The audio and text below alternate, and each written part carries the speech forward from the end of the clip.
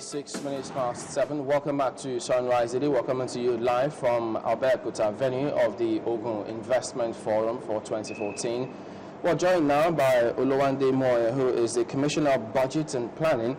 She's also the Chairperson, Investors Forum Planning Committee. Morning, and thank you for coming on today.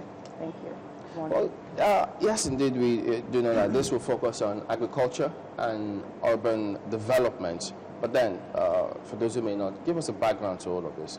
Why this second investment forum? Did you have so much resolve from the first one to warrant a second one? Thanks. As you may know, we have a 5-point agenda on our mission to rebuild. And that agenda is focused on education, health, agriculture, housing, and rural development, rural and infrastructural development. In our bid to fulfill the mission, we realized that there's a lot of, the government cannot do it alone. We need the intervention or the partnership of the private sector. So we set up the Investors Forum in 2012. Our first edition was in 2012, and that was called or tagged Ogun State Open for Business. And that's the Investors Forum is a platform where we invite the private sector or the general public to see the initiatives that we have put in place as a government, and also to showcase the opportunities that exist in the state. It's a forum we hold every 2 years. So this is the second edition. The first one, yes, was very productive. We had an opportunity to showcase all the opportunities, to showcase the opportunities in the state. And at that time, we focused on the entire 5-point agenda. This time, the focus is on 2 items on our agenda. One is agriculture, and the other is urban development. And the reason behind it is that we see agriculture and urban development, especially in terms of construction, as 2 areas where we can quickly provide job opportunities for our people, increase wealth, increase the value chain, increase the impact on people in general. When you talk about bringing attention to what you've put in place, does that speak to the policy framework or the infrastructural development? Both. The policy framework, because it's like what we did in 2012, we had offered a lot of incentives, especially in the area of land acquisition, so that investors could come into the state and participate by acquiring land in a manner that is easy to acquire. And because Ogun State has a lot of land, a lot of companies took advantage of that. So, and then in terms of the infrastructure, we have expanded the road network so that the aim is to open up the rural areas such that, with the opening up of roads, the people the farmers are able to transport the produce more easily. And if there's infrastructure in a place, you don't have that urban drift from the rural to the urban areas. The idea is to have people stay where they are, and development comes to them. Is that working so far? Well, it's a long-term project. It's a long-term plan, and we've started. And how long are you looking at when you say long-term? We'll start progressively, but let's look at a 4 or 5 year development horizon. Yeah.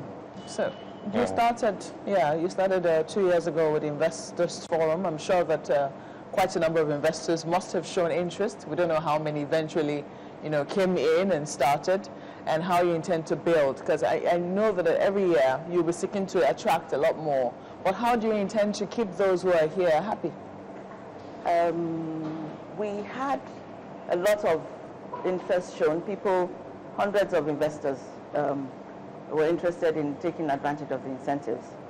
And as things happen in life, of course, we have to go through a process, and about 46 companies have set up shop in Ogun State, and more are in the offing.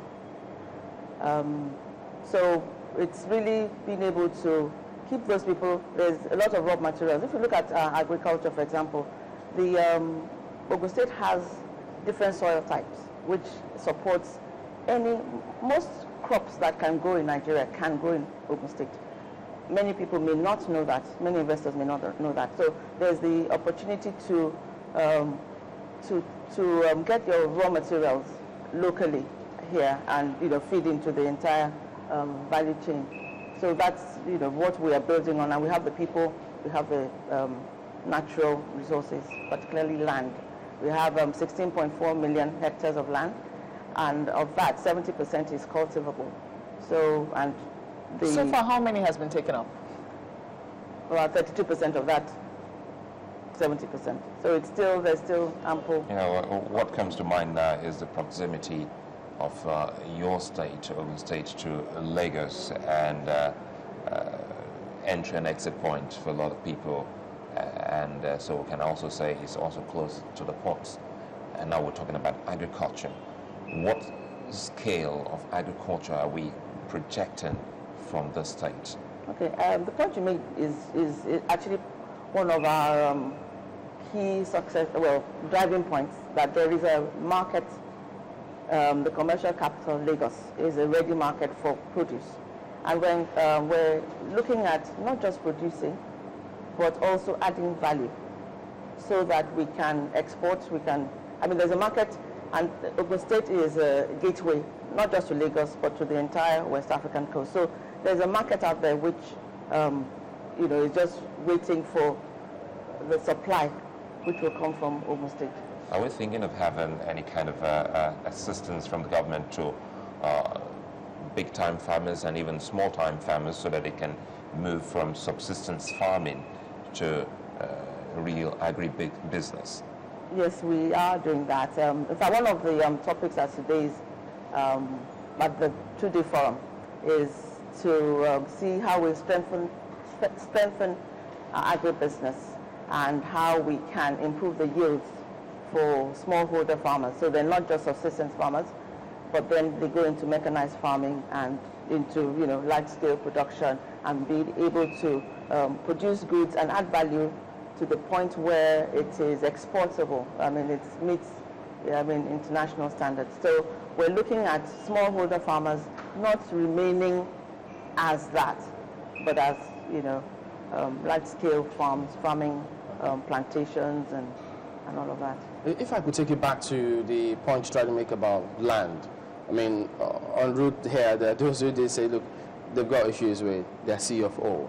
So what has been done about trying to clear, if there's any backlog, and ensure that people actually get this as fast as possible? Okay. I'm not sure if you're aware of another initiative that we launched in December, and that was to say that I'm recognizing the fact that a lot of development has gone on. Now it's called the Homeowners Charter. And it was in recognition of the fact that a lot of development has gone on. But we opened a window where homeowners could come in with their documents and at reduced prices, we're able to fast track the issue of certificate of occupancy. It's still ongoing, but we're actively working on the issuing of those COOs. So the offer closed in March, whereby people could, obtain the forms, and they're submitting the documents, which we are also processing to make sure that the homeowners are real homeowners, not just, you built a house, but you actually have the documents of the house, and therefore making housing more, easy to transact business in housing. Urban development is something that looks vague sometimes when you just talk about it. So I don't know what your government has as a plan. Definitely from agriculture, you see it will snowball into getting jobs for some people. Yes, but what's the blueprint? Because we've always seen talks like this, and for the average man in Ogun State or neighboring states, the question is, how does this translate into something that I'll get to see and hold? Okay. there's a housing deficit in Nigeria, and we have seen this in, well, we're close to Lagos. A lot of people who work in Lagos actually live in Ogun State and they commute. And so we're saying to developers, housing developers, that there is a market. You know, if you go to the neighboring towns, they're literally bursting at the seams. So part of our urban development program is not just on housing, it's building of new cities, small cities that have the modern infrastructure, that people can live, work, and just have a lifestyle that is, that would compare to what they would get elsewhere. So it's not. So we didn't want to narrow the focus to just housing. We're looking at developing cities, gated communities, etc. One of the things that strikes one when you talk about, living in Ogun State, working in Lagos, is infrastructure, especially transport infrastructure. It's also something that comes to mind when you're talking about selling finished products to, Lagos State. You're looking at the road infrastructure and you're wondering, is this the only infrastructure which is going to be taking all of these things down to Lagos? Yes, the road is probably the easiest form of transportation to tackle to start with. So this is what we've done, and expanding the road network and improving on the quality of the roads. But rail has been seen to be the most effective way of transporting goods, cargo. But that involves a lot of investment. We have that in our plan to have a rail link to Lagos and to outside of Ogun State.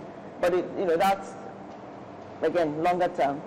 But we start with the roads, because when people see the roads and they've seen what we've done, then it's easier to attract investors. Roughly how many investors are you expecting today?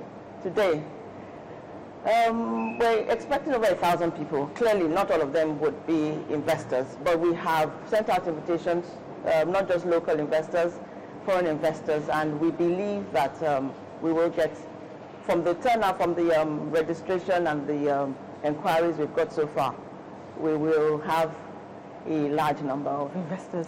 All right, Oluwande Muoyo is the Commissioner of Budget and Planning, also the Chairperson of the Invest Fund Forum Planning Committee. Yeah. Okay. No, I just wanted to say we have the people we have on the faculty, but okay. No, I think we'll get across to that. Yes, sure. Thank you for coming on this morning. All right then. Okay, we'll be back in just a moment. Please join us again.